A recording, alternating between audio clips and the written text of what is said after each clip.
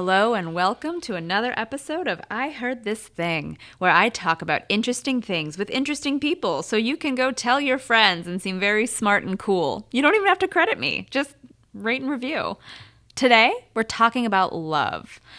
I love love. I do. I don't cringe at anything about love, whether it's a sappy Instagram post referring to your partner as this one, to titty out makeout sessions on a park bench. I see that kind of thing and I think, amores en el aire. I even like Valentine's Day. Yes, I hear you. It's a made-up holiday. Totally. But allow me to introduce you to every single other holiday in human existence. If anything, Valentine's Day is the most real. It's just go tell people you love them. I think that holds more water than a fat man will break into your house and give you presents because a popular baby was born one time. I love love, which is why I really appreciate romantic comedies. The thing with romantic comedies is that people love to pretend to hate them, especially people who hate women. I can say this because that used to be me. I used to roll my eyes, make fun of, and deny rom-coms because I was trying to be a cool girl who wasn't like other girls. I want to talk to the 10th grade boys about Tarantino, Mom. I don't want to watch When Harry Met Sally. I don't care about understanding cultural references. God! Side note, whenever I was homesick from school, my mom would go to the video store and rent a bunch of movies for me to watch all day that she thought would culturally benefit me. My mom came to this country from Cuba when she was a kid, and she credits American movies and TV shows for letting her assimilate into American culture. So she thought it was important for me to watch classics, but the definition of classics was very loose. Like, thanks for showing me Gone with the Wind, Mom, but I don't think I needed to see 8 heads in a duffel bag. This is all to say, I know that this is behind a lot of rom-com hate because I too used to say that I hated the genre. And sure, it's formulaic, but so are superhero movies and any horror film that takes place in an isolated house in the woods. If anyone ever invites you to go to their distant relative's vacation house in the middle of nowhere, cut off all ties. They are not your friend. That brings me to my main question. Why do we act like rom-coms are dumb? Love is universal. It's more universal than war or cyborgs. Hell, falling in love with your computer is more relatable than a historical biopic. There's a place for both, of course, but we treat romantic comedies like they're dumb fodder for stupid people. Is it because we are embarrassed by our own feelings? Is it embarrassment over our own previous heartbreaks or notions of romance? Are we ashamed to say that we relate to or even want what we see in them? I think it's garbage. There are romantic storylines in almost every single other movie and every single genre. So why not hone in on them? Not only that, but there are so many different kinds of love. Heartbreak, passion, sex, affairs, marriage, polyamory, sexuality, young love, old love, family, friends, long distance, work, true love, doom love, everything. We all have our own great love stories to tell that would make at least one enjoyable film.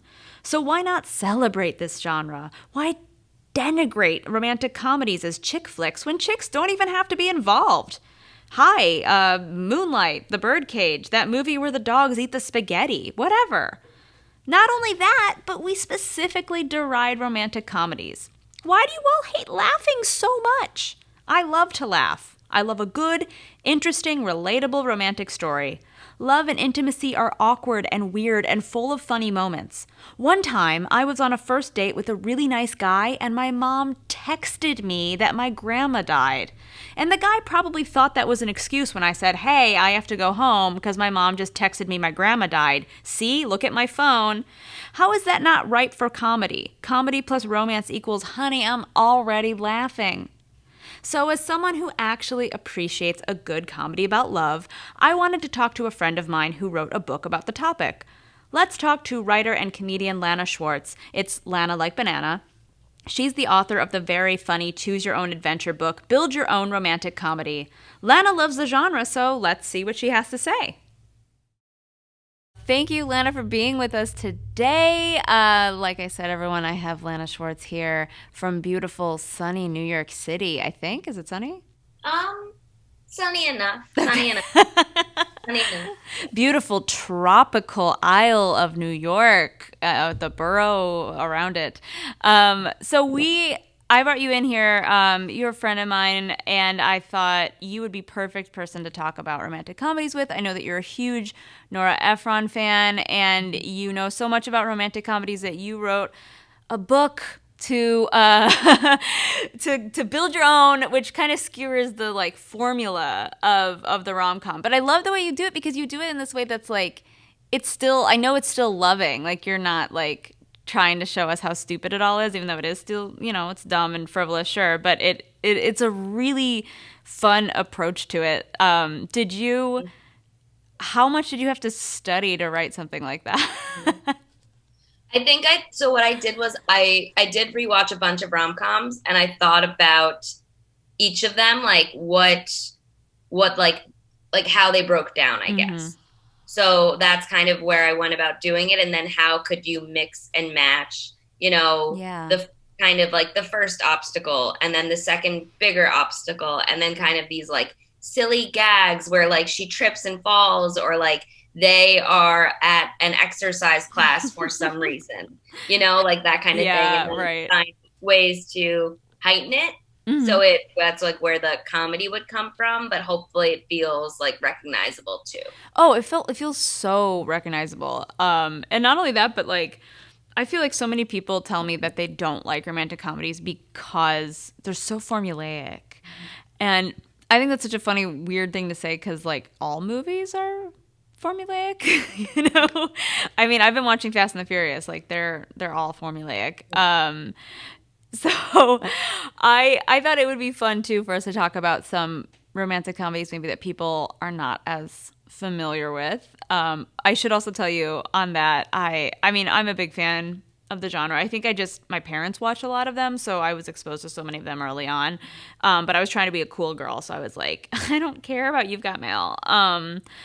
But when my boyfriend and I first started dating, he had a surgery. And so I was like, oh, I'll bring over a bunch of movies and we'll watch movies. And he told me that he loved romantic comedies. And so I brought The Baxter over. Oh, wow. Right? I was like, cool. It's like the anti romantic comedy, kind of, but it still is one, you know? The Baxter, he's the guy that's always left at the altar and it's his story. It's funny. David Wayne, Michael Showalter, all them guys are in it. Michelle Williams is in it and famously refused to do press. Like, I don't know.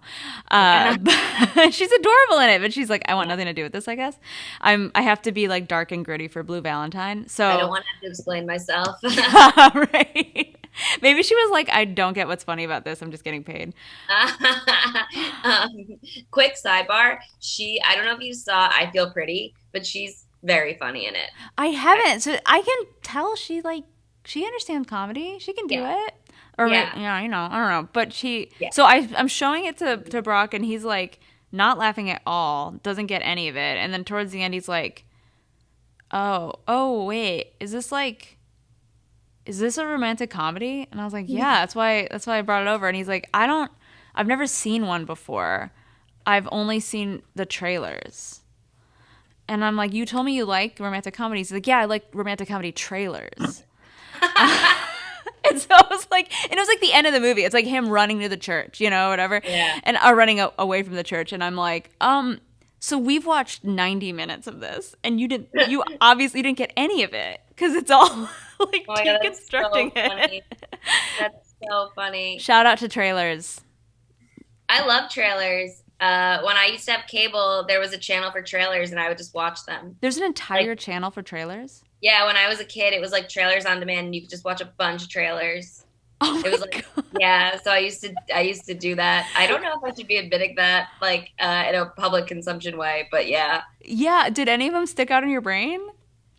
God, I'm trying to think. I feel like maybe like Tuck Everlasting. Oh, mm-hmm. That movie was a very sensual movie for like a 14-year-old me. Yeah. Yeah. I don't know that I ever saw it, but the trailer felt very intense to me. It was, I think the film, if I remember correctly, was as intense, or I just thought that. I was like, yeah, I want an immortal boy to save me in the woods. Or I don't remember what it's about, but I think that was it. I think he's immortal. He's immortal, and she kind of Everlasting. has to decide if she's going to be immortal or not. Oh, that's right. So But like, beautiful. I think they like visually do a good job in the trailer of showing like the stakes and time passing and Yeah. the dramaticness of it. It's I don't the drama. It's so Yeah. so beautiful. But that also like cuz that movie is a romance. And I Yes. think also when a lot of people say that they don't like romantic comedies, they're talking about romance, Yeah. which I don't always understand because I'm like that's so ubiquitous. I Right. think that people are just embarrassed about themselves. Um, I would agree with that too. right? Yeah, they're like, "Oh, I was rejected once. I can't watch this about someone trying." But so then what is the difference? What would you say is a difference between a romance and a romantic comedy?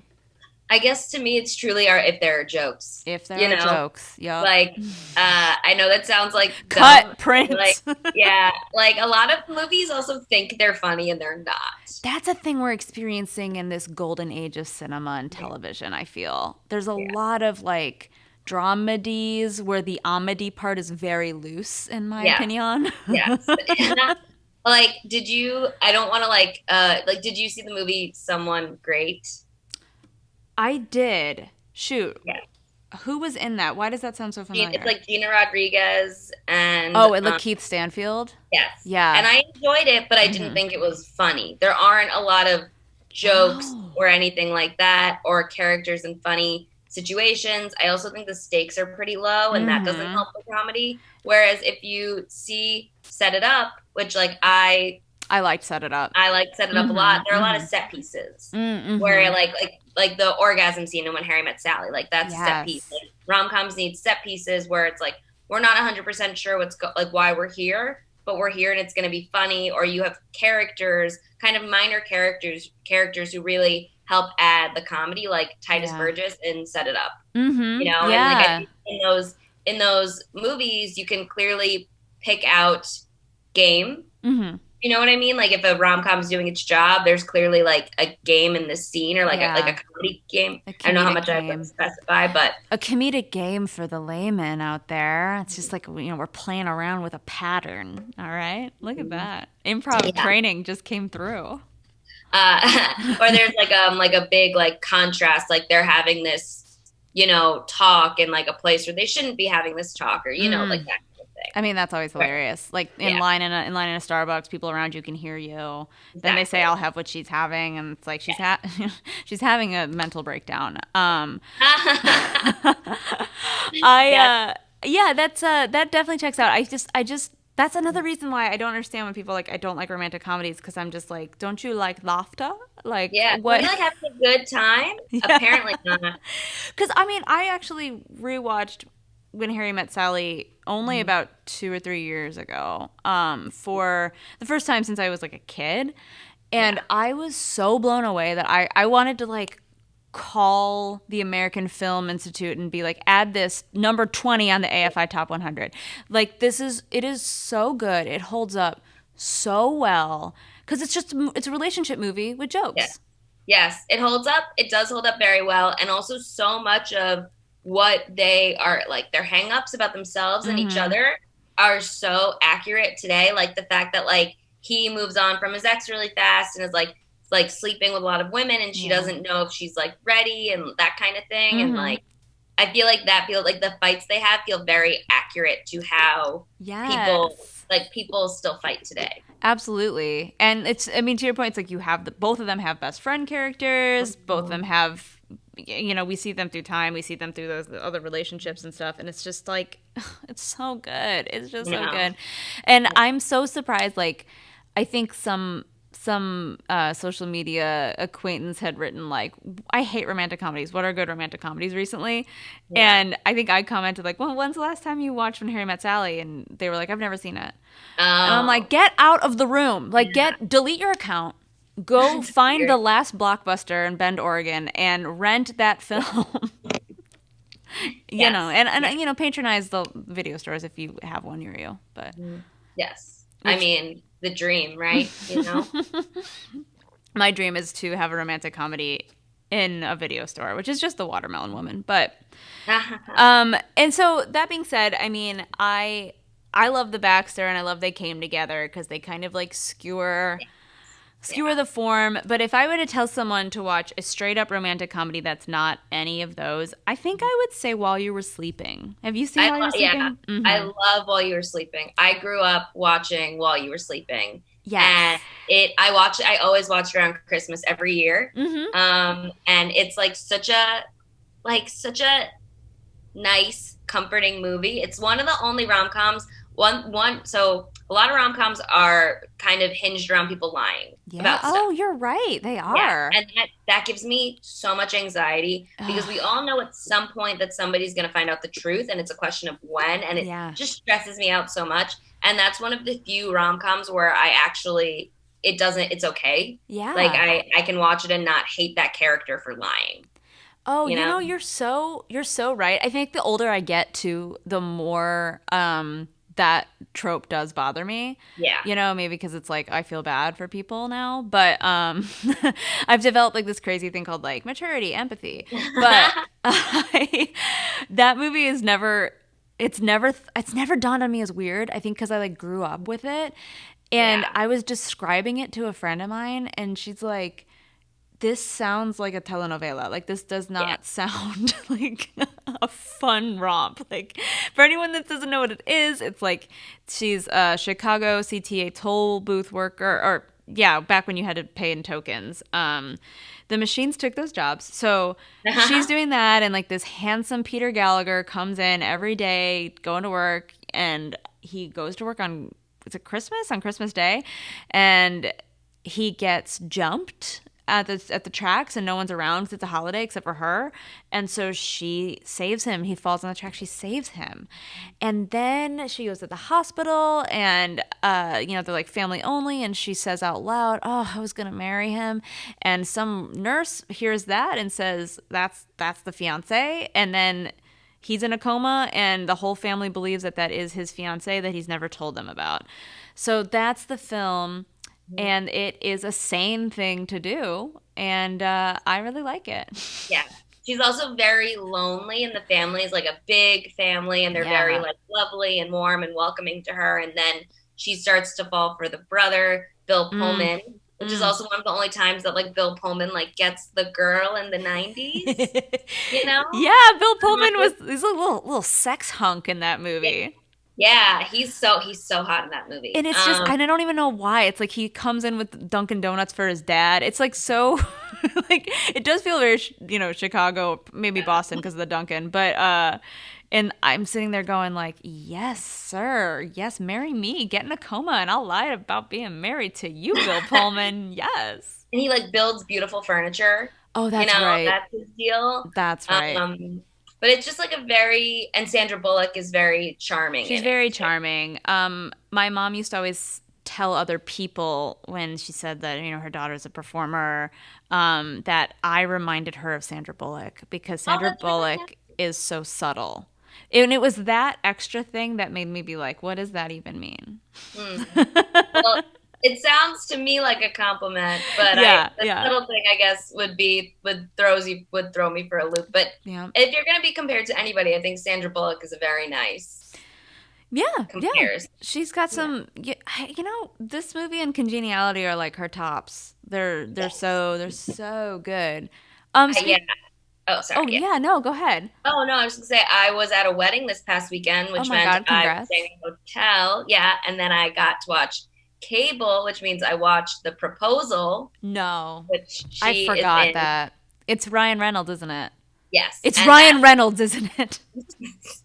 that is also a pretty charming, fun, funny rom com. That is a film that was made to air in hotels. Absolutely. Any hotel I've been in has The Proposal or that Fool's Gold Matthew Oh, McConaughey weird yeah. movie.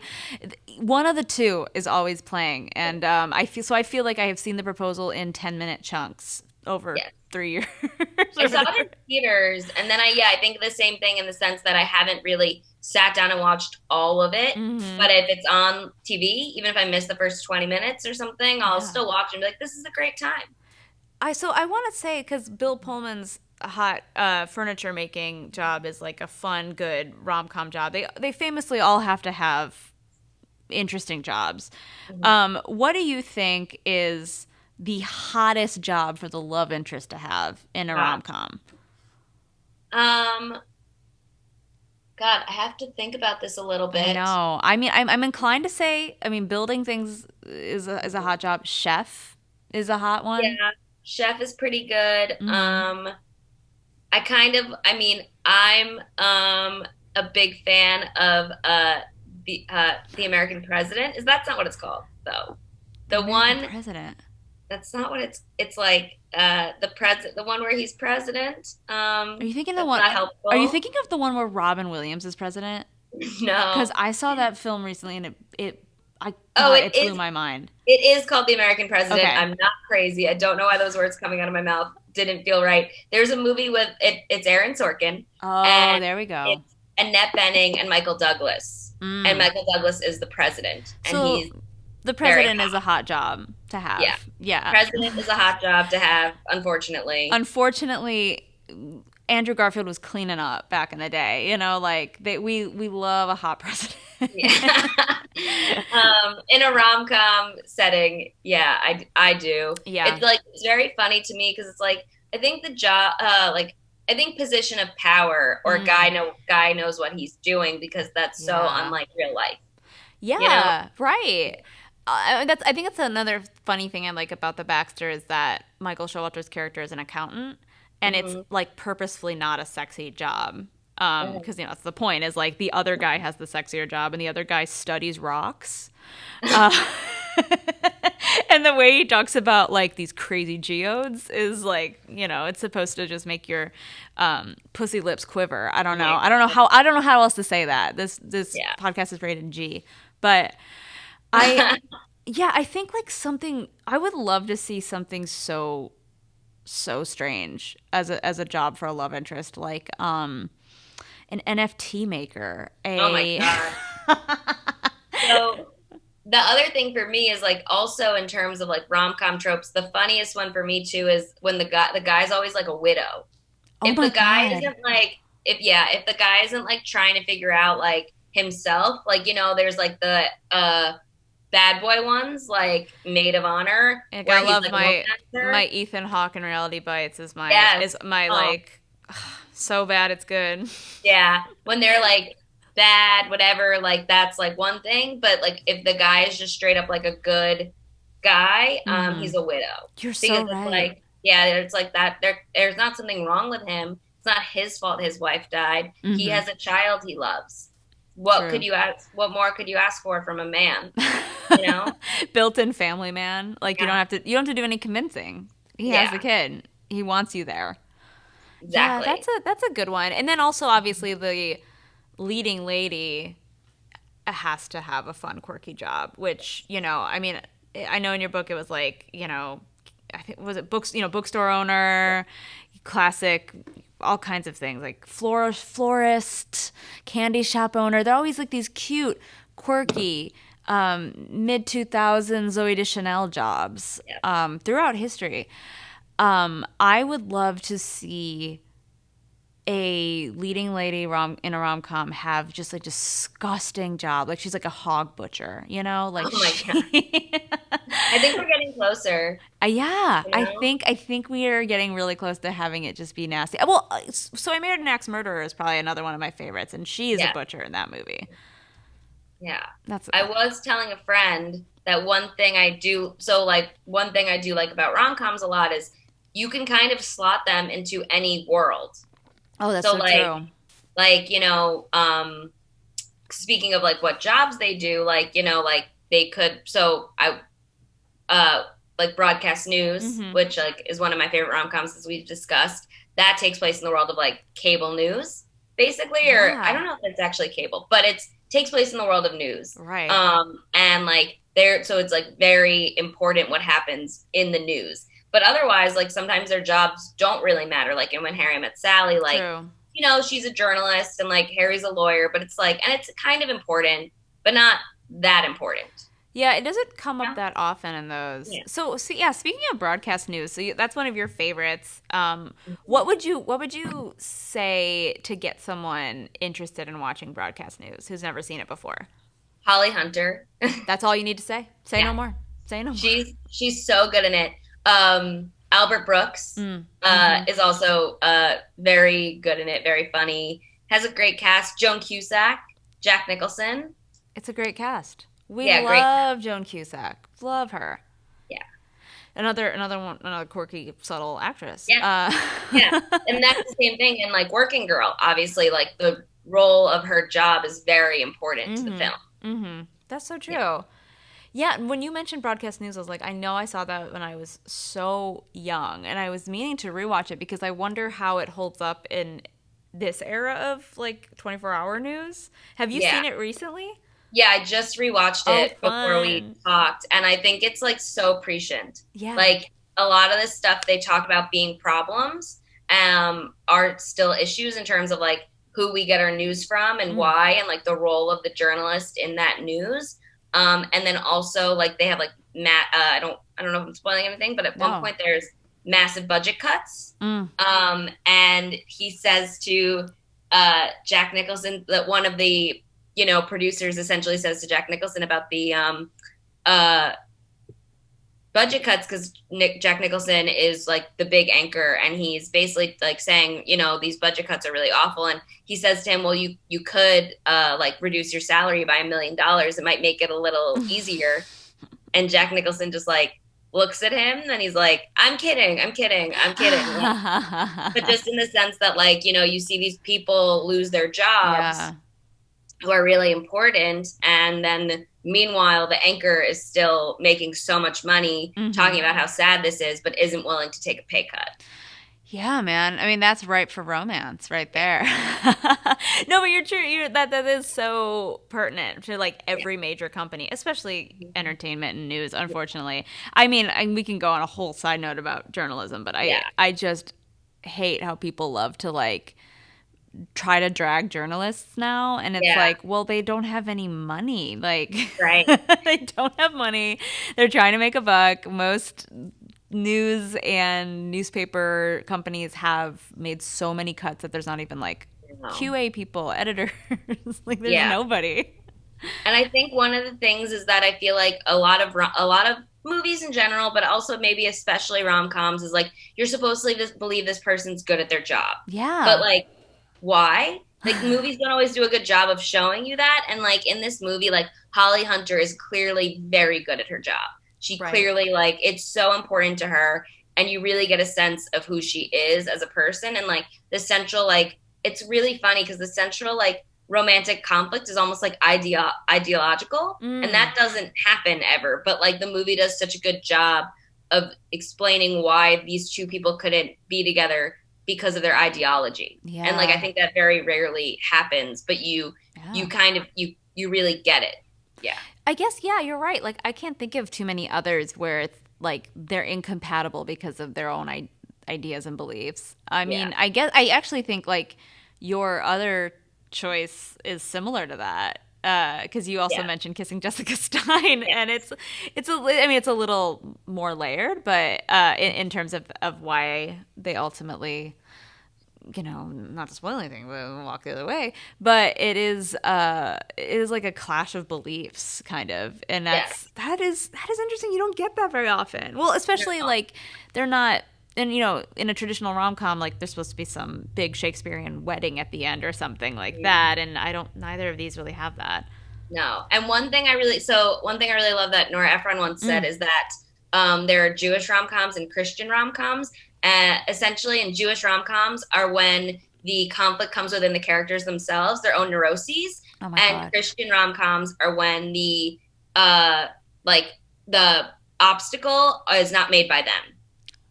Oh my god. I've never heard that Yeah. quote. And That's like blowing my mind because also and yeah. yeah, it's like 100% true. Like when Harry Met Sally, like what's getting in the way? It's themselves. But Mm-hmm. when you watch some other movies, it's like, oh, she has a job in another city, or like, you know what I mean, or like Yeah. things like Like that. you've It's got not, mail or something. It's yeah, it's life that's in the way. right, Um, exactly, the internet, lying on the internet. yeah. The internet does get in the way a lot. It definitely does. I mean, honestly, You Got Mail is like a catfishing rom-com before we even dubbed that term. So Yeah, I gotta give it respect for being a true. movie about lying on the internet. Although, okay, so my like hot take opinion about that movie is that I think she knows it's him. What? Yeah, I think she knows it's him.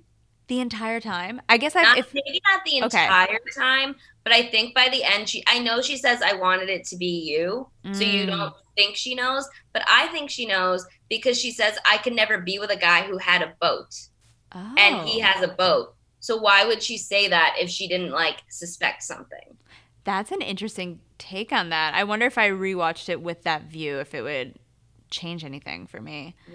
Because I think I watched it a couple years ago, also again, and I was a little bit like, "There, this is too much. There's too, you know, Yeah. it's too much of that like running into each other. I don't know you. I'm gonna go back to my online romance." Yes. it's Yes. it's Um, an interesting film. it is an interesting look at how people also start having emotional affairs. It is. It's a movie about emotional affairs for Yeah. sure, and how you can just like God, you know, I was having this conversation with a friend recently who's doing some like online dating stuff, and kind of like she got freaked out because the guy she was texting for for a while, like a couple months now, called her, and she's like, I didn't Mm. know what to say, and I'm like, well, if your relationship is all text based though, like, how do you know that you have any chemistry? You know, like Yeah, you don't. Yeah. I know that people in during wartime would just write giant long love letters, and that was and we all think that's really romantic, but sometimes I'm like, did they get back together and they're like, you're not as sweet as your letters, you Oh know? yeah, I don't know. I think at that point back then it's like you just had to go through with it. You definitely did just have to go Yeah. through with it. And They're that's like why we have Matt. Like, you're like, he survived a war, I guess I gotta like sleep with him. yeah, and then like they all cheat on each other like in Mad Men. Yes. Oh, Um, rom-com king Don Draper. oh Oh my my God. Yeah. You know, this podcast, this is the second time that John Hamm is coming up on this podcast so far, and we've only recorded like 3 or 4 episodes. So I'm wondering if this is going to turn into a John Hamm Stan account. I'm okay with that. Yeah, yeah, I think that's a thing to be okay with. He actually, another movie I just rewatched recently. Speaking of kissing Jessica Stein, is Friends with Kids because it was on when I was Oh. in my hotel room, and I do love that movie, and it is a really interesting look also at relationships Hmm. and romance, and the way the characters get together is like also very interesting. Now, do you think, like, kind of talking about some of the stuff, like, I know people also like to blame rom-coms, right, for giving us like unrealistic romantic ideas. I know that like Chuck Klosterman had that whole like Lloyd Dobler effect Yeah. essay in one of his books about Say Anything. But I kind of wonder if it's not so much that, but so of just a reflection of our like greatest romantic ideals, you know? Like Yeah. it's not I don't know if they're actually coming out of thin air, and if we're looking at them like, oh, that's what women want. That's what men want. That's what people want in relationships, but rather it's like, if I let myself be my most romantic self, I would show up at this girl I like's window and start blasting some tunes. Yeah, I think that's true because I think the thing with a thing about me is I am not a romantic person. And I love that is so interesting that you yeah. watch these, you love Nora Ephron, and you're like, I can't. Yeah, I'm not a romantic person. I'm truly not. I think like grand gestures are like disgusting. Like in real life. I'm like these are movies and we all have to learn that these are movies and Yeah. like that's okay, you know, but Yeah. don't expect that to happen. And that's why I think I love them so much and why I Mm-hmm. also have a healthy relationship with them Mm-hmm. is because I can separate myself and my life and my ideals from what I'm watching on screen. I wonder if that's why some of these comedies aren't that funny anymore. Is like we're like losing the idea of magic and the idea of hyperbole, and it's like, no, things have to be real, and like real life honestly sucks and is boring and lame. Yeah. Yeah, I would agree. Has And like anyone ever done a good romantic gesture towards you, at you, towards me or at towards me. you, at you, about you? I mean, yeah, like I mean, like something things like a lot of thought make like a difference to me. Like a guy I was dating, one time we were walking home together, and I was like, really upset that my local coffee shop closed, and I I was get like that. really really I upset, and I was really get that. having like a temper tantrum about it. And the next day he like looked up a bunch of places for like coffee shops that like I should check out because like and like like made little notes about each of them to like be like, oh, this is why you might like this place or that place or whatever. Yeah. So things like that is like what is romantic to me. Mm-hmm. Mm-hmm. Or like if I'm talking about something and then you like, you remember, you look it up or like Yeah. things like that. It's like simple, but those things I think are what make the really big difference. Oh, I 100% agree. I also feel like the times that giant romantic gestures have been hurled at me, Yes. like a projectile, have always been from someone I didn't want it from. Like Yes. I've rejected them, or maybe like, I mean, literally a guy one time just disappeared on me, like basically Yeah. ghosted me before the term. And I had no idea what happened to him. And then he showed up at one of my shows with like a batch of homemade empanadas, which is super cute. But I had started dating someone else because I didn't hear from this guy for like 2 or 3 months. Yeah. And like I've had guys who like me, but like we're friends, like buy me flowers, and I'm like, I don't. Mm, I'm uncomfortable. I know you mean well, but like yeah. no, this feels weird. You know what I mean? For sure. Yeah. Yeah, and like and so the interesting thing is Nora Ephron also was not a romantic person. Yeah. She she like was somebody who was just good at writing rom-coms, and that's how she made money, but she herself was pretty like practical and Hmm. just had a hard time getting her more serious stuff made, or Yeah. it didn't make money. Like all of her more serious stuff is not really well reviewed. Yeah, I think I really like This Is My Life from I her, and love that's that movie. not, yeah, Yeah. it's not a romantic comedy. It's, comedy fans, it's a film about comedy. It's basically Marvelous Mrs. Maisel without the nice costumes. Yeah. Have you read the book? No, I didn't know there was a Oh, book. so it's a book by Meg Wolitzer, and the book Oh. is really good, I think. Also pretty sad. The book is like kind of a bummer, but I really like it. So I would recommend that. Okay, I'll Yeah. definitely check that out because I love recommending that film as like a oh, did you know? Yeah, uh, that was actually, and that was the first movie Nora Ephron directed. yeah, it's good. Yeah. I mean, she did a good Yeah. job.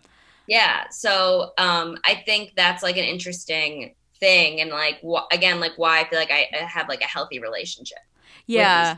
I mean, it's kind of that idea like people always had that. I mean, I don't think it was true, but that fable about like Mr. Rogers hating kids Oh and yeah. being like really good at, the show. I sometimes think there's truth to that. It's like a, pastry chef who hates sweet things or something, but they're like, they know Yeah. how to do it. There's Exactly. a fine line between hate and love. So maybe Yeah. that's where that's coming from. I guess also like speaking of more romantic gestures, I do want to talk about Kissing Jessica Stein because I watched it when you said that you would talk about either that or broadcast news, and I was like, we could talk about all of it, and we can obviously, if there's more to say about broadcast news, we could talk more about that as well. But I had heard the title, but I had no idea what it was about, and then when I like Googled it to see what it was about, I kind of like couldn't believe that it was made in 2001 and it wasn't like girl is lesbian, but guy makes her not lesbian. Like, the film, for anyone who doesn't know, is like this. Our leading lady here is searching through some like classified ads, and she sees a Rilke quote that is her favorite quote, and she's like, "Oh my god, whoever wrote this, I want to date them," and finds out that it's in the women seeking women section. So she gets to know that woman and they get together, and it's kind of a movie about figuring out your sexuality ultimately. Yeah. And yeah, I it's think yeah, she's like this very uptight Jewish woman. It also started out as a play, and the two women who star in it wrote it too. So oh, that's so cool. I saw that the original title was Lipstick, and I did yes. think that was funny. Yeah. So I think that's like also kind of like this is a movie. Oh, and Michael Showalter's in it. Oh yeah, Yeah, young, lean yeah, Michael Showalter. very young Michael Showalter, and Max Medina from Gilmore Girls. I do love Max Medina from Yeah, Gilmore Girls. What a handsome man. And I do want yeah, to just quickly sidebar to say that I loved Michael Showalter. I loved Stella. I loved those guys. And I did meet them once, and they say don't meet your heroes. And it was horrible, but it was because a guy I was dating at the time, never date anybody. A guy I was dating at the time, he said he wanted to come with, even though he didn't know who Stella was at all. And they did this like kind of improvised bit where they end up like it's like a zip zap zop kind of game, but whatever David says is wrong. So they freak out, whatever. It's funny, ha ha ha ha ha ha. And they've done it forever. And so they asked to have an audience volunteer to like prove that everything David says is wrong. And they of course pick the guy that I'm dating, and he was like an aspiring comedy sports improviser. So he gets on stage and I can already see his like stance of like, I can't wait to be funny. And he fucked up, I think, because he just was like, didn't know, he didn't. It's like zip zap zop, like I said. So it's like zip zap, and then he just said zip again or something like that. Wow. And they got legitimately mad at him, I guess, and spent the rest of the show swearing at him, telling him that he's wrong, being like, I want to come to your comedy show and I want to ruin your show.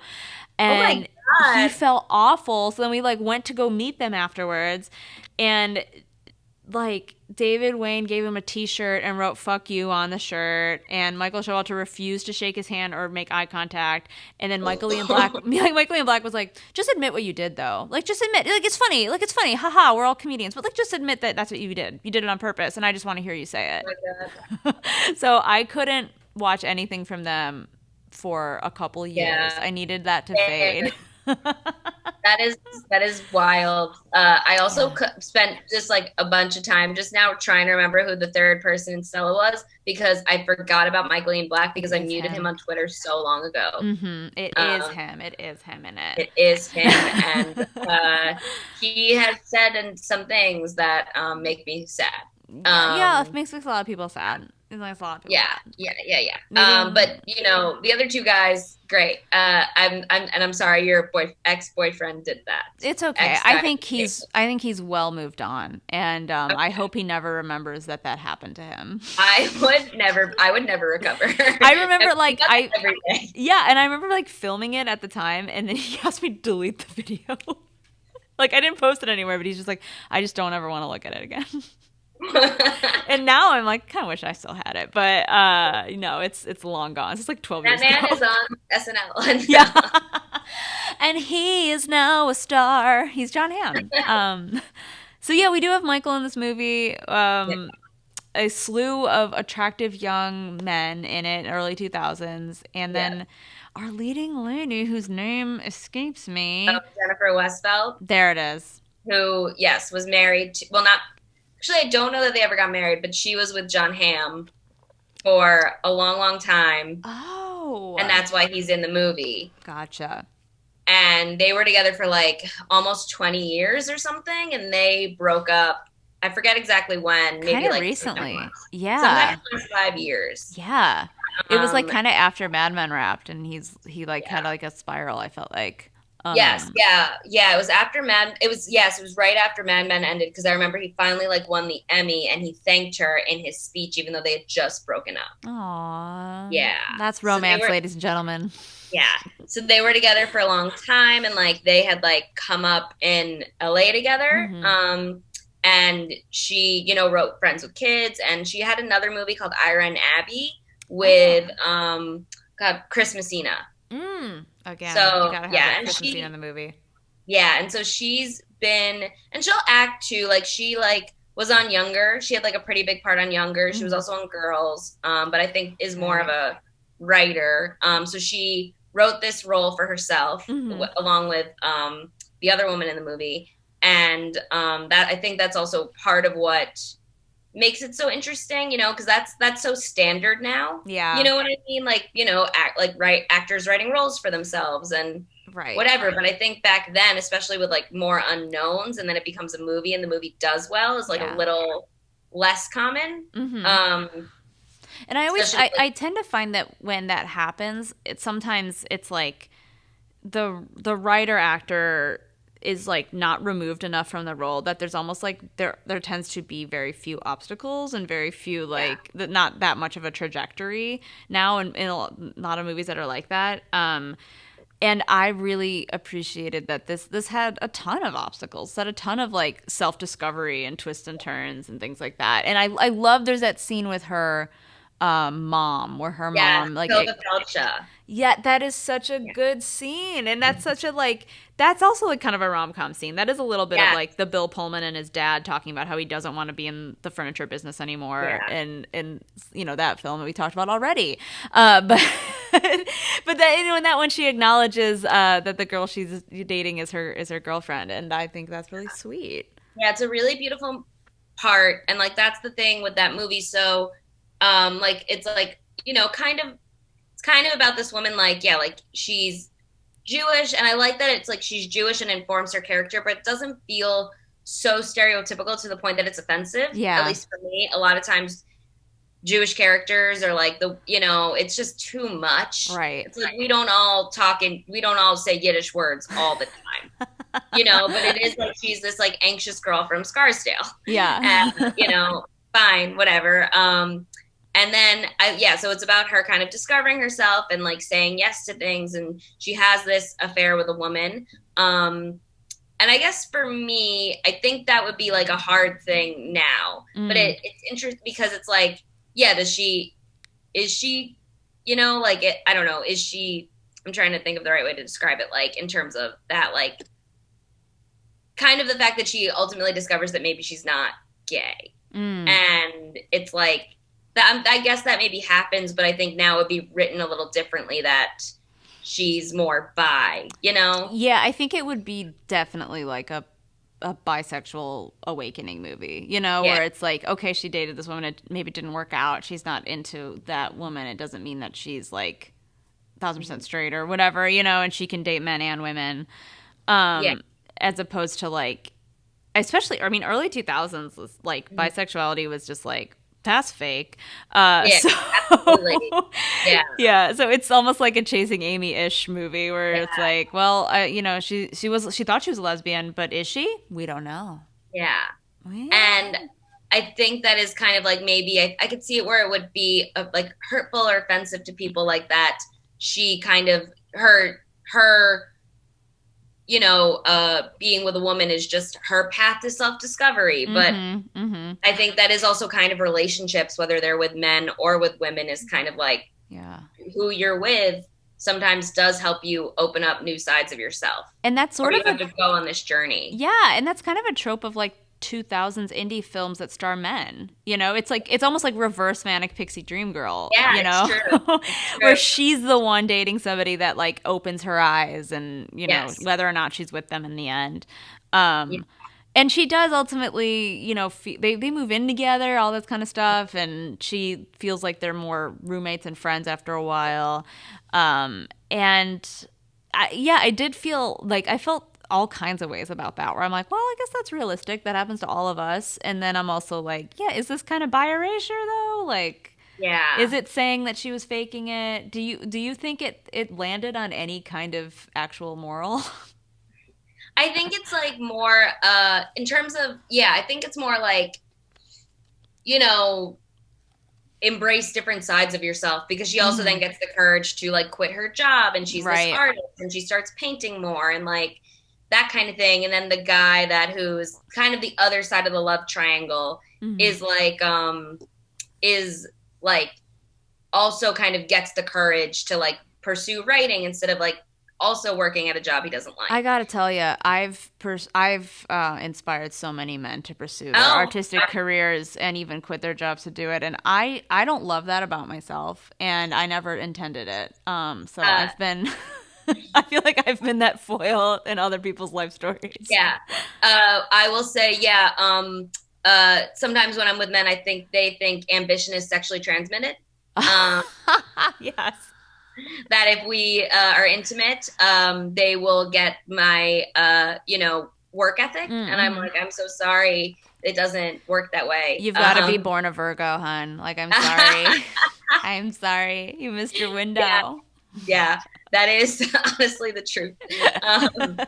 But yeah, I guess also another thing I really like about both movies, Mm-hmm. although Albert Brooks has some very questionable moments in broadcast news where you're like, yikes, because some of the things he says are a little upsetting. But I think definitely Kissing Jessica Stein, both like love interests feel very real people, and you could see Mm-hmm. where somebody might want to be with both of them, or Yeah. you know what I mean, or Right. like and that's what I think makes a really compelling rom-com is, if it is a love triangle, which they often are, Mm-hmm. you kind of have to like both people or see why somebody would be with both people. Yeah, that's very true. You kind of have to like make the decision with them, you know?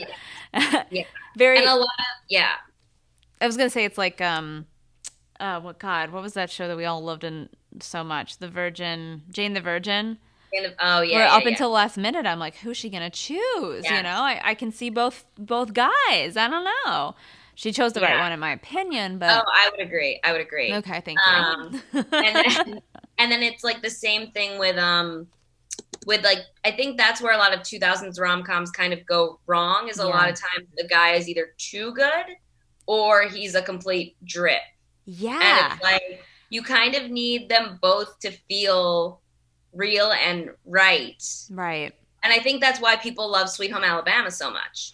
Because Mm. Patrick Dempsey's character, he's a little close to being too much of like a perfect guy, but he is like a good, like, he is like clearly a good guy and he clearly Yeah. loves her. Or like same thing with The Notebook, which I don't is not a rom com, but a romantic movie. And like Yeah. James Marsden is like a good guy in that movie. Like he Yeah. doesn't do anything wrong. He And I doesn't think do that's anything really, wrong, but he's yeah, just not right. exactly. And I think that's I mean, same that's with like hey, what, it's Ben Stiller in Reality Bites. yes, yeah, Going back to my romantic love model, that movie. sadly. Yeah. No, I had that movie on VHS and I like completely wore it out. I I was love that. actually going to rewatch it recently, but I ultimately did not. But I think I made my boyfriend watch it like early pandemic, and he was kind of like, okay. yeah, Like this movie sounds like great, and I was like, shut up. We're with her on the journey. I know. I also feel like part of why I'm so interested in like Kissing Jessica Stein Mm. or broadcast news is I really like rom-coms that capture like a place and a time and an Oh right, aesthetic. yeah.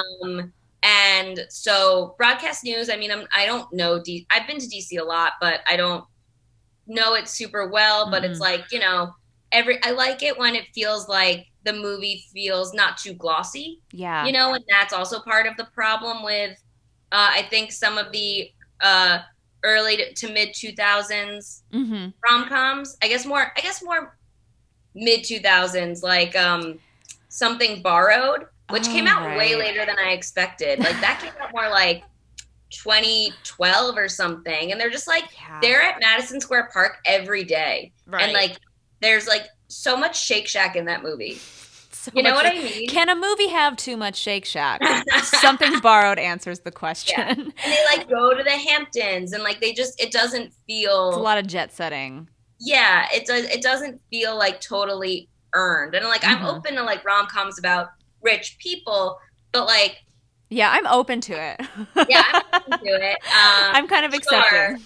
But it's like, they don't feel like lived in the way that Kissing Jessica Stein does. Yeah, that's very fair. I mean, especially with like the mid 2000s movies in general. They just I was doing this other podcast for a while. It was really fun, but we watched a lot of 2000s movies, and Yeah. I after a while was like I never Gen Z is wrong. Like they don't wish that you were a teenager in the mid 2000s. It was an awful time. It I would was like agree. full of gay bashing. Everything was like really glossy. Like to your point, Yeah. it was like we really loved like rich celebrity lifestyles. The only movie I can think of that time that I genuinely liked as a rom com is Jessica God Sarah. What's that movie? Forgetting Sarah Marshall. Oh, Forgetting Sarah Marshall's great, great Yeah, rom-com. I went Jessica to Sarah and then I Yeah. forgot her. So I was good. But that's a good one. Otherwise Yeah. it's like they're either just weird in your face, glossy like you said, or they star Katherine Heigl, Or then Judd Apatow got in the mix and was like, what if these were 3 hours long? Yeah, rom-coms, I love them 90 minutes. Like they don't need to It's be. a quick story. We don't Yeah. have to we don't need to hear anyone wax poetic like Kevin Smith style in Clerks, but now, we don't need to hear any of that. I um what was oh, so yeah, like I like How to Lose a Guy in 10 Days, but like Mhm. yeah, the movies started becoming like, what hip trendy spot can we watch these people be in the meatpacking district? And it's like Yeah. I don't like that part of it as much. Like I'll still watch all these, and the one rom-com that I make the exception for this is um Hitch, which I surprisingly Oh, love. wow. Hitch. Yeah, Mm-hmm. Hitch is so fun and like My memory of Hitch is watching it in college at a friend's apartment, and as soon as it was finished, the other two people in the room went, "Should we watch it again?" And yeah, I remember being like, I haven't felt that way about any film since I was like 5, and it was like Ghostbusters, and then they proceeded to watch Hitch again, and I was kind of like, I gotta go. yeah. Not that I didn't like it, but I'm like, I'm not ready to immediately do a Hitch So rewatch. this feels like it's a story about me Mm. because if it's on multiple times on cable, I would do that. But it's like I think that movie's so great in a lot of ways because you take this high status character Will Smith and Mm. you can consistently find ways to make him low status. And I Yeah. think that's so fun. Like he has, and it's very visual. Oh, that's So so like he has that true. awful allergic reaction, Mm-hmm.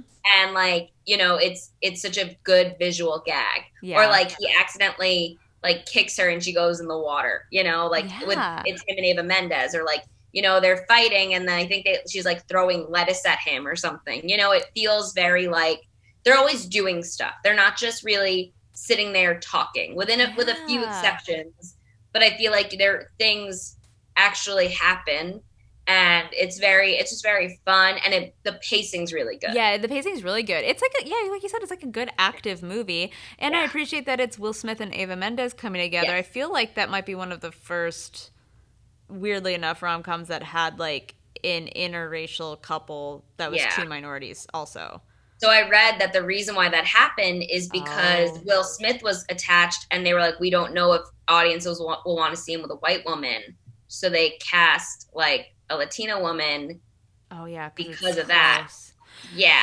Like Ugh. because they thought audiences might be more comfortable with it. Okay, audiences, you gotta get comfortable. All right. Yeah. Which is like kind of, I mean, I'm You glad that they gotta. both got paid for this movie, but it Yeah. is like a fucked up reason for that to happen, Right. Yeah.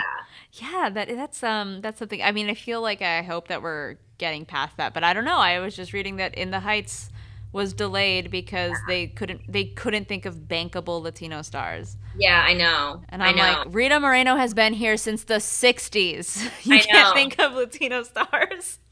It is. I'm glad, and a thing about that movie too that I'm really glad about is that that it finally came out, and that it has like this amazing cast, but also that Lin-Manuel Miranda is not like the lead guy. No, but Whereas like Dear Evan Hansen, we have to watch Ben Platt be Evan Hansen, and they just cast like A-list stars instead of Broadway people, and this film at least still has some Broadway people in it, and like doesn't feel like such an it's not embarrassing. I will say that in the Heights, which I just saw last night, so sorry everybody, but Lin-Manuel Miranda's character, I felt like he put a fake beard on, like almost to be like, it's not me. Like I half expected him to turn to the camera at the end and be like, miss me or something.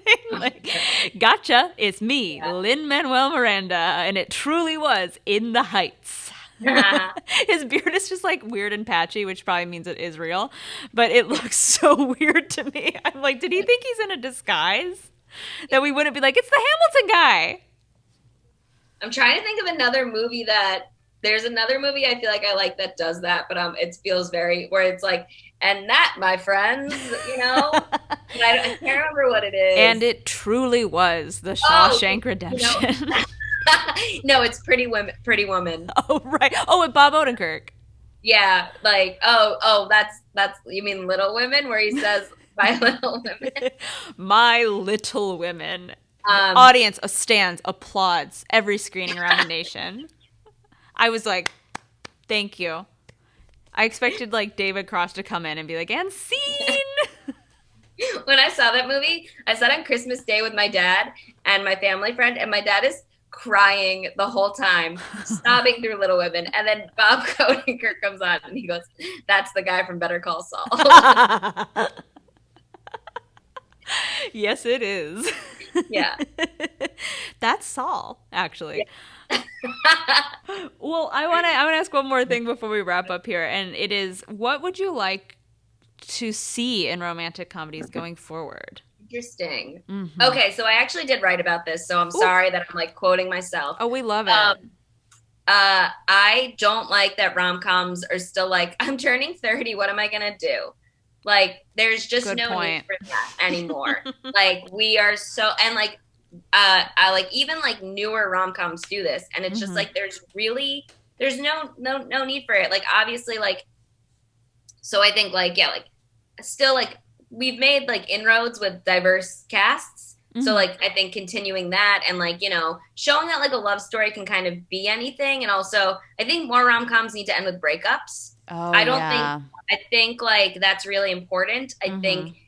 people need to know that characters should not end up together and Mhm. that you should not, and that's like a great thing about like movies versus TV shows where it's like, okay, Ross and Rachel, yeah, probably shouldn't have been together. You probably Yeah. shouldn't be on and off with somebody for 10 years, you know? So I think if that was a movie, maybe it should have ended with them going their separate ways, and that's okay Yeah. because most relationships end, you Mhm. know? Mhm. So I think rom-coms with breakups or later in life rom-coms, like Enough Oh, Said, yeah. That'd be great. like Mhm. that. And then also because they can be anything, why do these women need to be upset about turning 30? You know, Why? Yeah. there's not to say that like 30s, 40s, 50s can be like that you can't meet somebody at that age or that can't be like the best Mhm. time of your life, you know? Yeah, absolutely. So that is kind of more what what I'd like to see more and less of, I guess. Yeah, no, I agree. I think it'd be interesting to see. I mean, the breakup is a little like this, but movie where, like you said, people break up and also they like don't hate each other. I Yes. would love to see a movie where it's like understood that they weren't compatible, you know. Yeah. I would Yeah. also love to see a Juggalo rom-com. I'll throw it out there. Yeah. Juggalo rom com, into that. Yeah, very into You it. know, Whoop whoop, as they say. Uh, yeah. or a rom com about modern vampires in New Orleans. Like, I'm here, Hollywood, and I am talking about people that wear red contacts and say they're vampires, not actual vampires. Like, Okay. I want to see a movie about people that are pretending they be vampires, and the whole time we're like, do they really think they're vampires? And then they fall in love. Like, I think that's I would fun. also watch that. Yes. Thank Yes. you. We should Yeah. Yeah. Hollywood. Like, I will. Don't worry. I will tag every major studio. And be like, let's make these MGM movies. owned by Amazon, MGM care of Amazon. At MGM, please. We'll star Lin-Manuel Miranda in the movie, I promise. And John Hamm. John Hamm, yeah. Well, Lana, thank you so much for talking to us Thank today. I you. appreciate it. Where can people find you if they want to hear more from you or even stalk you? Oh, okay. Well, you can find me on Twitter at _LanaBell and on Instagram at character actress Lana Schwartz. Beautiful. Um, yeah. Uh, Oh. very confusing, and I did not think ahead. But yes, those are my handles. Oh man, thank you so much. And everybody will hear from you next time. Bye-bye.